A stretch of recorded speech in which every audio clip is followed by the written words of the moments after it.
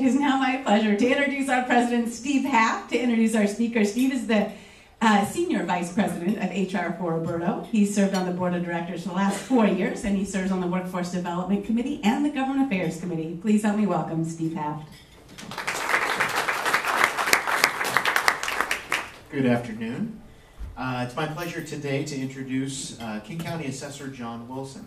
Mr. Wilson was elected in 2015, previously served as the Chief Deputy Assessor for 4 years. He gained a reputation for savvy development of mobile technology and public-facing solutions that enhanced customer service while driving down costs. During his tenure, he rebuilt the department's website, increasing traffic tenfold to nearly 4 million page views per month. Mr. Wilson led a team that developed a best-in-class mobile iPad application for field data collection that annually saved hundreds of thousands of dollars in avoided costs. He spearheaded King County launching an online property tax appeal platform that after 2 years is handling close to 60% of all appeals filed. Following his work in the Department of Assessments, Mr. Wilson joined King County's information technology staff, where he led a major county-wide effort to build an innovation culture by encouraging employees and departments to think differently. He also played an important role in refining and improving deployment of a new Microsoft-based unified communications platform. Throughout his career, Wilson has created high-performance teams or projects in public and private sectors. Please join me in welcoming King County Assessor John Wilson.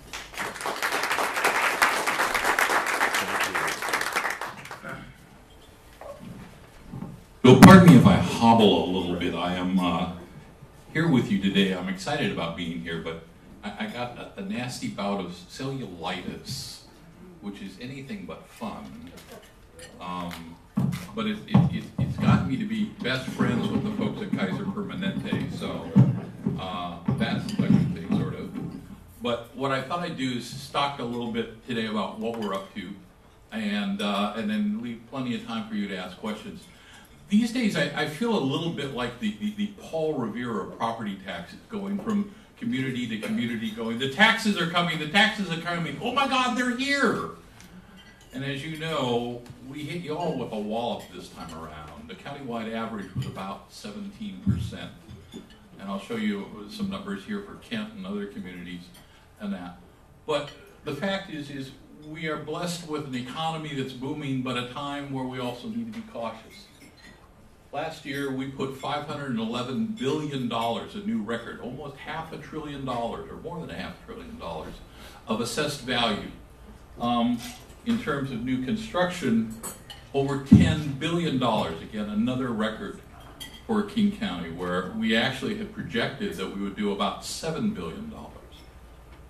Now, you know, we're a lot like both San Francisco and Vancouver in that we are Pacific Rim cities with booming tech economies, but also significant housing affordability issues, where it's becoming more and more expensive to live and work in those communities. If you look at the median price in San Francisco, it's $1.5 million. Vancouver's not far behind, it's at 1.2.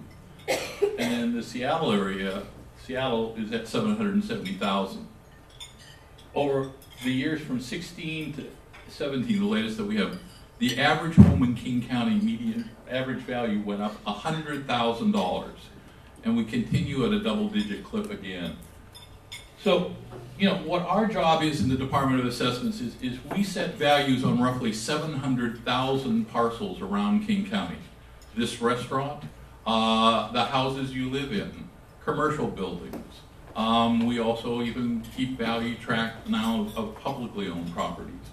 And each year we have about 140 people that are out in the field using the iPad application to track that data, collect the latest, and make sure that we're trying to be as accurate as possible. You know, one of the things you find about the Kent area, though, and much of South King County, is the last bastion of affordable housing. The median price for a home here is $324,000. In Seattle, you can't get a tear-down garage for that. And if you look, you can see that, you know, Kent is an evolving community. It's becoming more diverse, younger. A little over 51% of folks are homeowners. The median home ownership pays a mortgage of about $1,800 a month, with all costs considered.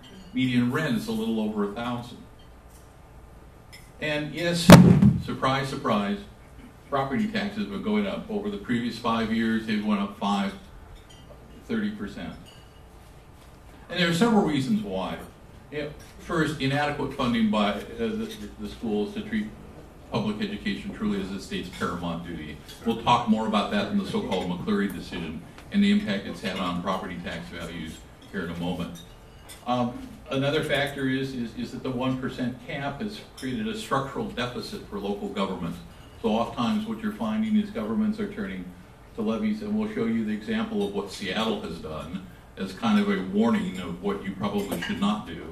And you see more and more local governments moving basic services such as parks and human services and that into levy-supported categories.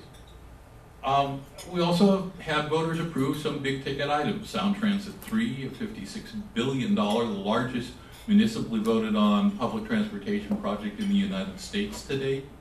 And an emergency radio network that was almost $1 billion, which desperately is needed to make sure that we truly maintain world-class first responder services around King County.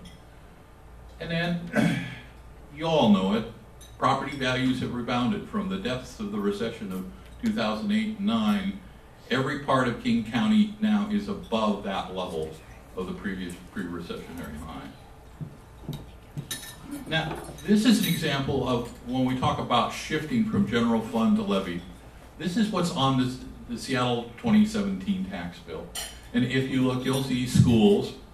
We were talking, Mike and I, just a minute ago about that there are a lot of things that go on your property tax bill. You've got school construction, a low-income housing levy, a family and education levy, a pre-K levy, a transportation levy, a campaign finance levy, or so-called democracy vouchers, which I still, for the life of God, don't understand exactly what those are, libraries, and parks. If you'll notice, a number of those things are historically, and in many communities, such as Kent and elsewhere, are things that are still within your general fund budget and haven't been carved out. But it creates problems. And that doesn't include the Sound Transit in that. Now, what the legislature did with McCleary is a so-called levy swap. So the notion was that over time, local levies would go away and be replaced by a statewide enhancement levy that would make sure that all of education was funded equally across the state. In King County, the number, while the state average number was supposed to be 82 per, and it's adjusted by community, in King County it's actually $1.01. But the problem here in part is that what the legislature promised us is not quite what the legislature actually delivered us. And rates did not go down this year, and they will not significantly go down next year. So let's take a look at how normally the system works, because they also fundamentally changed this, and it's important that we all understand what the legislature did to change how property taxes work. Normally the way it works is as your values go up, millage rates actually go down. It's called a budget-based system, so that a public agency will send us, say, a budget for $50 million. Well, if your values go up, to get to that $50 million, we can lower the millage rate and potentially your taxes. What the legislature did is they said, well, wait a minute, we want to raise more money. And we think we have a better idea. So let's try this. So that if your value goes up, so does the money for schools, because now we're going to take a specific millage rate, and it's not going to float anymore. It's going to be applied against the increasing value, and that means higher taxes for you. Now, heaven knows we need more funding for basic education in our state. But my fear in part is that I'm not sure the legislature understood the impact this was going to have on communities, and we'll go through a few of those in just a moment, or the very real impact it's having on individuals. I don't have a week go by where I don't have a heart-rending story from some senior who goes, Mr. Wilson, I'm not mad at you, but I'm not sure I can afford to stay in my house much longer. We shouldn't be taxing people out of our homes. We're a better community than that. So if you look, let's take a quick tour around the county and show you what some of the values, increase property tax percentages been, increased taxes, and that. So we'll start here close to home, where the increase was about 15.4 and a $536 increase on that $324,000 home. If you go just a little way down the road to Auburn, 9.2% and a $400 increase.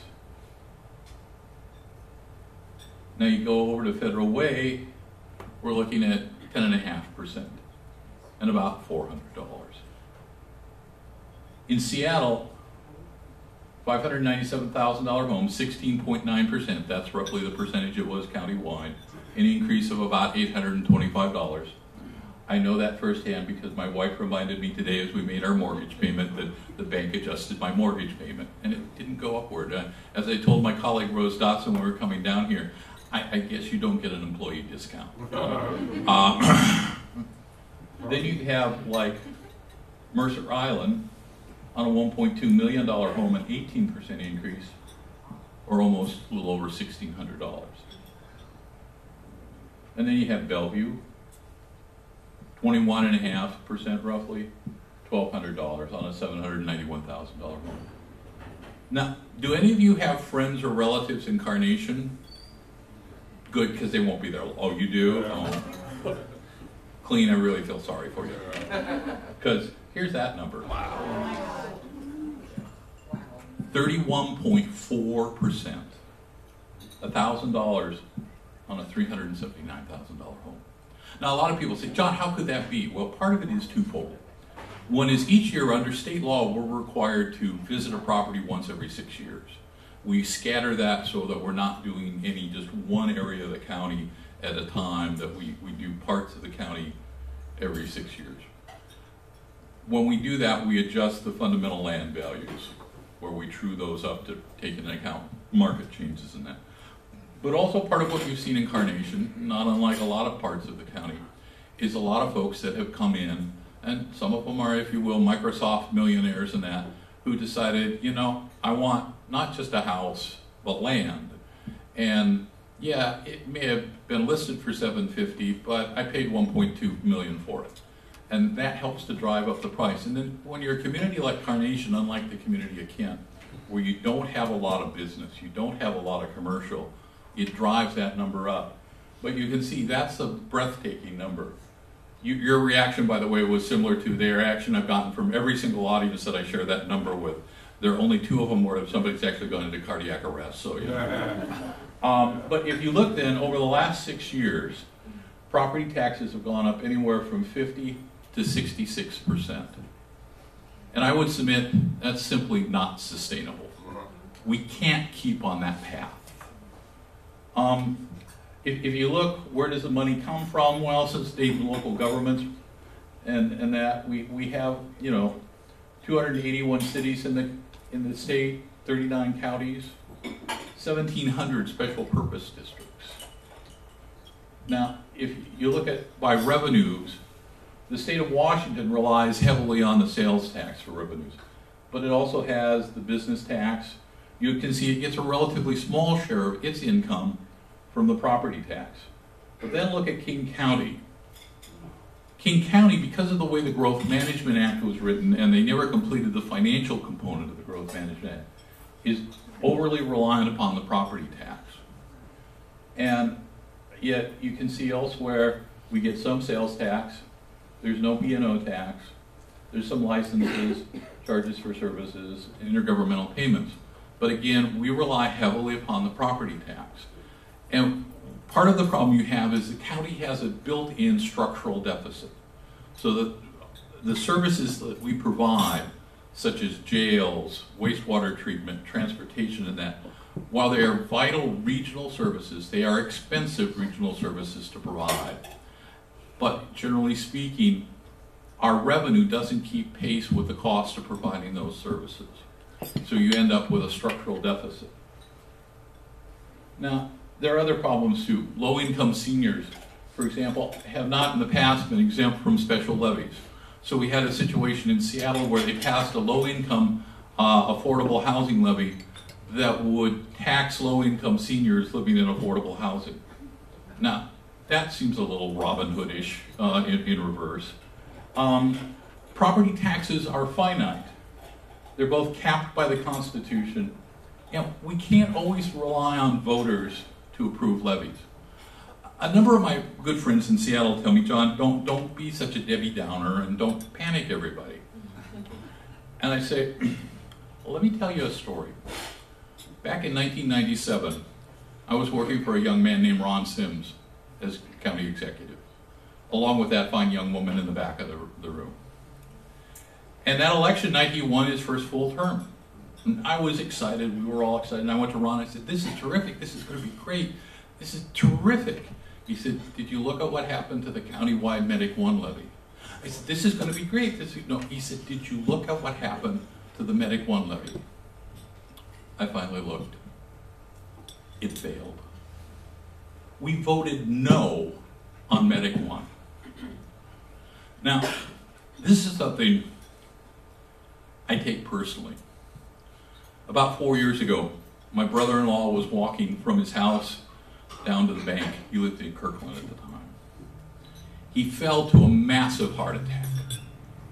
Thank God a bicyclist came upon him, started CPR, threw his phone to someone to call 911. Kirkland Fire responded. They hit him with the paddles 7 times and literally brought him back from dead. He's alive today, and thank God finally happily retired, because we have world-class first responder service. But what that lesson from 97 tells me is we can't rely on placing things like that in a vote where political winds can buffet it and cause us to say no. It is just too perilous to our community and literally a life and death decision. And we use special levies to pay for basic things. And that they create risky, inequitable, and unstable funding sources. What happens, as I mentioned, if the voters say no? You'll notice, for example, one of the things that Prosecuting Attorney Dan Satterberg mentioned recently is because of inadequate funding for criminal justice, again, the structural deficit issue, the county prosecutor is no longer prosecuting certain low-level felony charges on car prowl, burglaries, and things like that, just because it's too expensive to run those cases. I was at a meeting about a year ago talking to the sheriff of Ponderay County, just north of Spokane. And he said, John, I can't keep deputies. He said, on the one hand, we work really hard to recruit people who have served in our military, but I can't staff the county 24/7 anymore. And as soon as Spokane has an opening, they're gone. And then I have just a dickens of time finding somebody to fill that job. So he says, there are parts of the week where I have no one on duty. Is that any way to run a government? But the way our tax structure is, that's how he's forced to run his government. And so you can see that's had very real impacts on criminal justice and other things. And finally, rising property taxes only exacerbate our whole housing affordability crisis. It is one of the things that bankers take into consideration when they look at, can you afford that house and can you afford the property taxes on it? And higher property taxes are making it more and more difficult for first-time buyers not to get in. If you look, one of the things we don't even know yet, despite it passing last December, is the full impacts of the federal tax reform. We know some things. We know, for example, that they cap state and local tax deductibility at $10,000. Well, now that might seem like a lot, but if you think about it, for a home in Seattle, I'll use us as an example. Ours is not an extravagant home, but our property tax bill is about $6,200 a year. Now, my wife last year, for reasons I do not understand, said that her 1998 Volvo needed to be replaced. I mean, it's a Volvo. They last forever. But she said, no, John, it needs to be replaced. Okay. So we went out, and I got her a shiny new Honda HR-V. Cute little car. And not outrageously expensive. It was about $27,000 off the deal. But here's the deal. On that $27,000 car, how much was the sales tax? 10%. How much were the Sound Transit tabs as part of the license tabs? They were about $750. So by the time I rolled out of the dealership, she had a big smile on her face, I'll say that. And I was running numbers in my head and go, oh, we're already over the $10,000. So it's not that difficult to pop over that. And that means that we end up as one of the states that does not have a very diverse tax system, paying that much more disproportionately that doesn't get offset by a federal income tax. And you see impact. The tax policy is starting to change in the nation in a disturbing way, I think, because it's discouraging home ownership from first-time buyers. Now, part of that we're seeing here in King County overall is simply it's difficult for first-time buyers to pull together the down payment and that to buy that house. That is one of the great assets that the Kent community has, is it's a place where people can still afford to do that. But it's a challenge. And then, on the other hand, you have a situation where you have seniors that are starting to look, how do I downsize?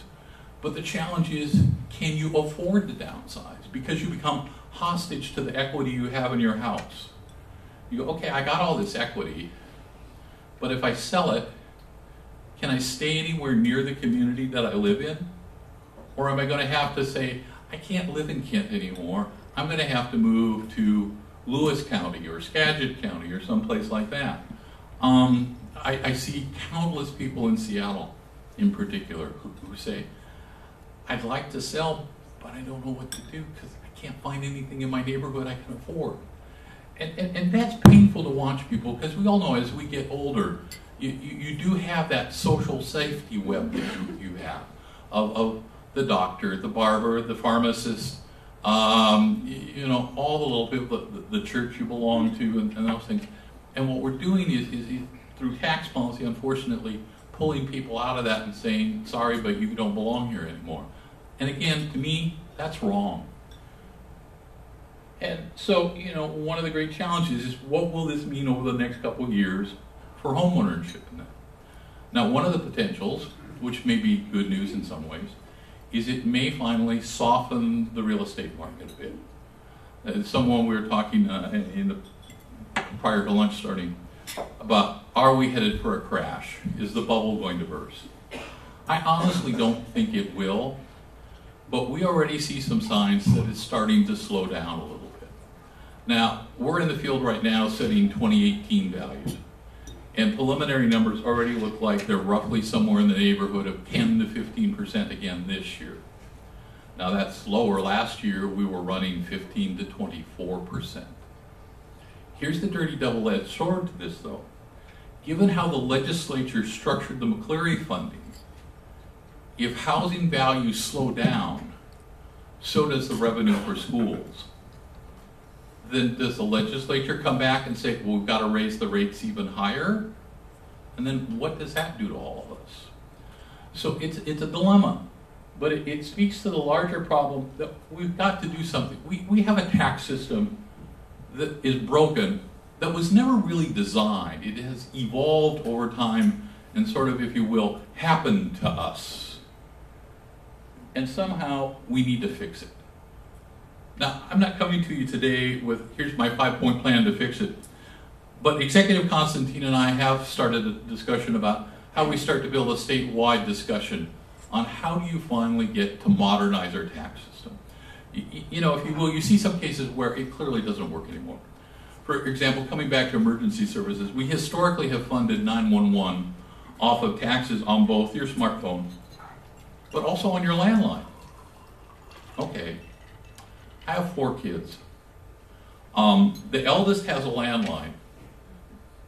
The other 3, I'm not even sure know what it is. And the youngest, if she did, would have no use for it because you can't send a text message on it. So the reality is, those landlines, they're going and they're not coming back. And yet we fund a vital service like 911 based upon a revenue source that we know is drying up. That makes no sense. If you look at the gas tax as another example, we've seen through improved mass transit, improved vehicle efficiency of hybrid cars, all electric cars. For some reason, our budget office won't let me get the Tesla P100D that I wanted, but you know, there are budget constraints everywhere. But but the fact is, we're moving increasingly to non-fossil fueled automobiles. And our road miles continue to go up. But the funds to fund our roads are static at best, if not actually going down. So what I'd ask of all of you is to give some thought to this and see how you can be part of our discussion. How can you talk about what's important to you as both residents of Kent, as business people, as community leaders, and what we can all do together to try to finally bring a 21st century tax system to Washington State. On that note, I'm going to tell you thank you and be happy to take your questions. So I have two questions for you. First one is, you said, landlines are going away, which yes, they are, but cell phone usage and the number of cell phones and the number of lines, I'm guessing, is increasing significantly. So is the amount of what's getting taxed less on cell phones?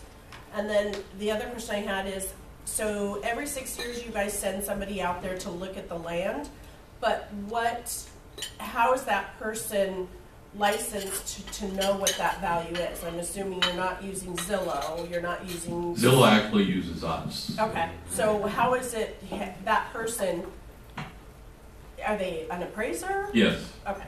So, the first one, yes, cell phone revenues are going up, but they're not increasing at as fast a rate as the landline number is coming down.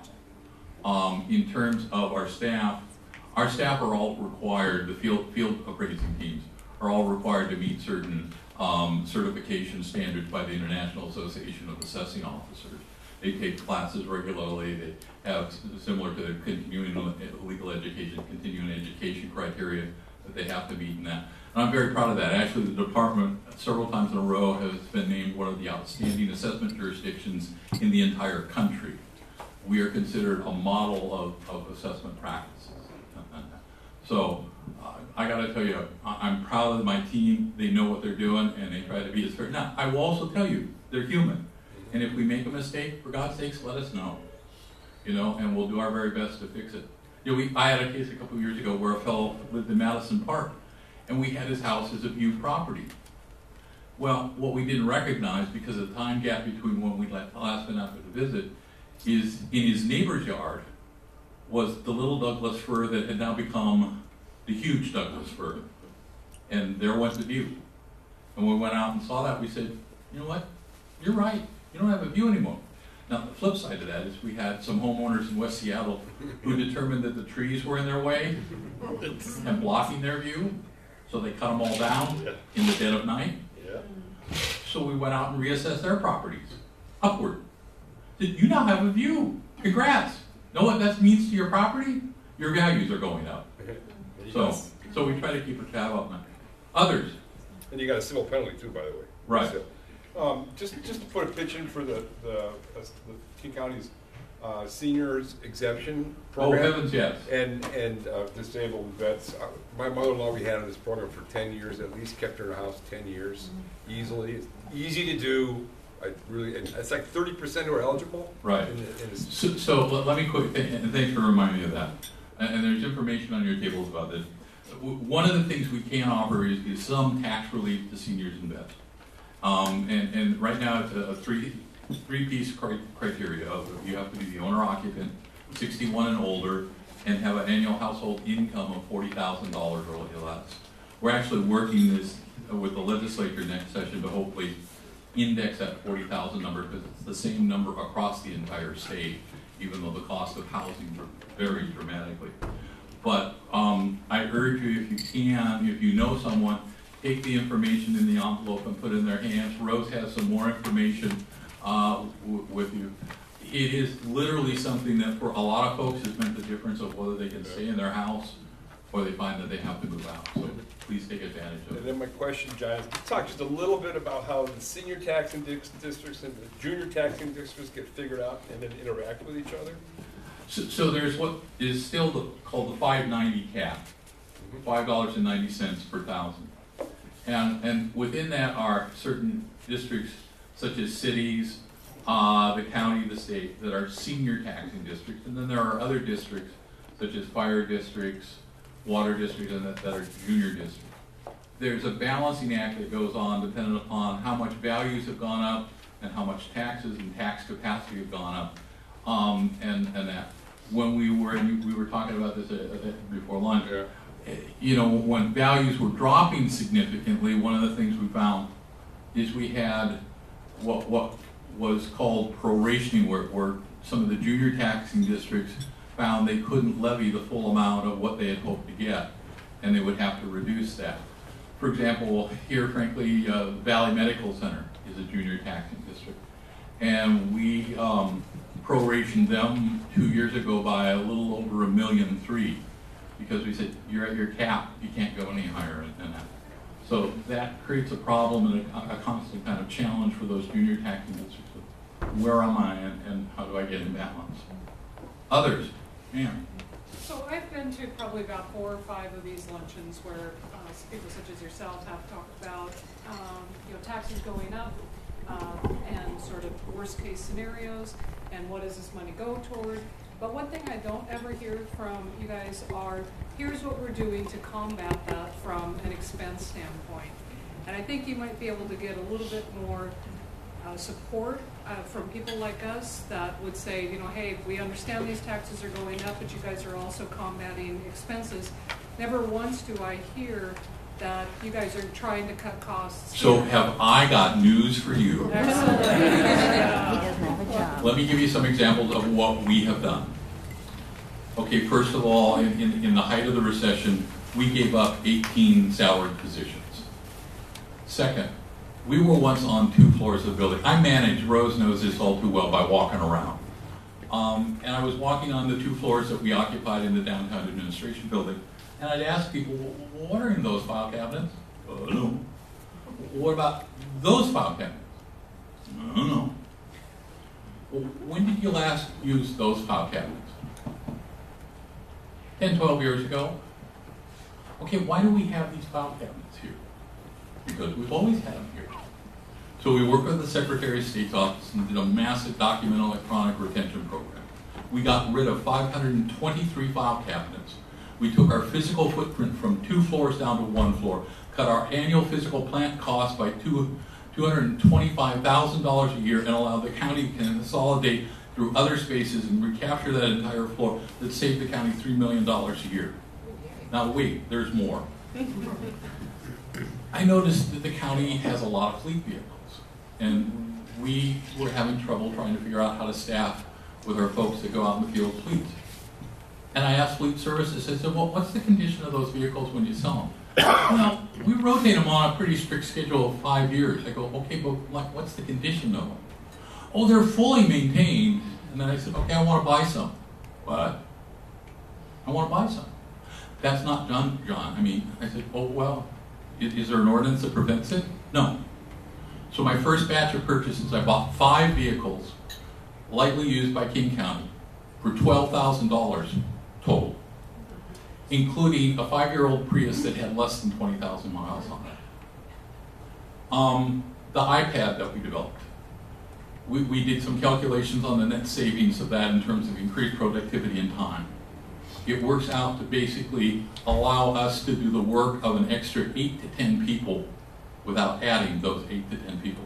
So does that answer your question? Yeah, what about fraud?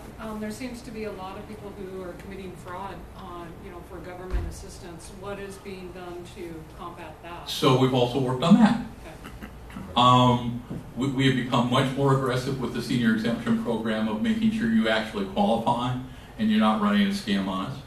Then, for example, we had a multi-millionaire hedge fund operator who owned the Sam Hill Mansion in Seattle. He proudly had it advertised on Redfin as he paid no property taxes. And well, wait a minute, how could that be? Well, it's a historic building. Well, the external part of it is historic, but he had gutted the entire thing and spent about $8 million. I sent our team out, we reevaluated it, we looked at his construction permits, and we sent him a bill for $51,000 in back taxes. He paid it. Not happily, but he paid it. We have done increasingly stepped up and done auditing and things like that.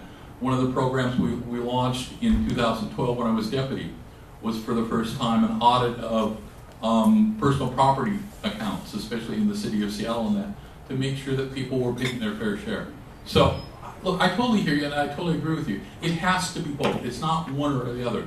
But that's why we've been very aggressive in looking at how do we perform our duties more efficiently, more effectively, and how do we cut costs. And I'm very proud that we've done that. Next. Oh, come on, I didn't mean to shut everybody down. You're all not that bashful. No one? All right, there's a brave soul. Speaking of just going to the website itself, why are there so many differences in how the county set up the website when you're going in to search for properties and trying to figure out what my field I have to go in and find what the assessed values are? Why are those websites so different between King and Pierce and Snohomish counties on the actual search of the property? Because each one of them is designed by that particular county. And to be honest with you, you're not going to see that change. Now, part of what we are working on is we've been working for the past year on developing a much more user-friendly portal system for you to do searches. Initially related to the Department of Assessments, but frankly we wanted to design it in a way that we could open it. One of the things that frustrates me about our website, or the county's general website, but certainly about when I came in and was chief deputy initially, I looked at our website and I described it as a bad digital warehouse. Everything was in there, but you couldn't find it for love or money. So we took it and we literally stripped it down to the bones and rebuilt it. That's good, but the problem still is that we expect you to know how we're organized. Now let's be candid, we don't always know ourselves how we're organized, let alone expecting you to know how we're organized. So what we're trying to do is develop a much more intuitive, end-user friendly search portal where you simply say, I'm looking for this. And it immediately starts to bring you up a list of here's what we've captured, and it'll be flagged by icons and that. And we're hoping to have that up a little bit later this year. We've been working, we've shown it now to King County Central IT. They like it, and they're trying to figure out how to bring other county agencies, so hopefully it would resolve that. But can I get the other counties to do that? Good luck. No. I must say I like King County when you're searching more than Pierce. It's a lot. I will thank you for that. So when somebody applies for a building permit on their house and they get all the work done, does that send you guys out to reassess that value, or does it then again get waited the 6 years? No, we will get that permit and we'll determine whether the value is significant enough that we think we need to go out and re-inspect it. If it is significant, we will come out and visit it and see what actually got done. The trick there is frankly the way building permits are structured in certain communities. They show up initially on our radar artificially low. We had a house in West Seattle, for example, that had a building permit for $30,000. What they did is, because they wanted it to be a remodel, is they kept one corner of the existing structure, and then they knocked down every single stick elsewhere on the building and built an entirely new structure because it was remodeled. Well, the actual value wasn't $30,000. It was well over $350,000. So when we found that, we sent it. I'm not heartless. I'm just trying to be fair. So one of the things I've noticed in our neighborhood, and I live over on the west side of Erie, and admittedly we're about 3 points, kind of a nice area. But we've had probably just in the 3 square block area, we probably had 6 houses that have sold in the last year, seniors who have either moved on or passed away, neighbors. 4 of those have been sold to LLCs. Right. So, and not really people who are so much, in my opinion at least, as I've observed, so much invested in a rental property as much kind of a absentee owner corporate investment given the property rates. Oprah. Property. What's that? Oprah. Yeah, probably. And I know it's not the purvey of the assessor's office, but it's a phenomenon that seems to be, and I've read about it elsewhere in the county, of course. Yeah, it's something we're watching. It's not directly part of our statutory purview, but you know what you're seeing is twofold. One is you're seeing that some LLCs and real estate companies are moving to buy single-family homes because there's such a premium that can be charged in the rental market. The other thing that you're seeing, though, is also people from elsewhere and frequently offshore that are buying, probably not, to be honest, not in Burien, but in Bellevue, are buying multi-million-dollar condos, and they're using them basically as a bank. You park your money there, you watch the value go up, it probably goes up beyond what your a passbook savings rate was, and you have grandma in it for a few months. And this is one where we watched and cracked down on a couple where they have grandma listed as the owner, and grandma's there 6 months plus 1 day, and then she claims, I get the full exemption because I have no income. You go, wow, that's really cool, and you bought this $2.5 million condo. How'd you do that? So we're trying to tighten up on some of those things and see what we can do to slow that down and create a little bit more balance in the world we live in. With that, I'm going to thank you all. I really appreciate your time, and thanks so much.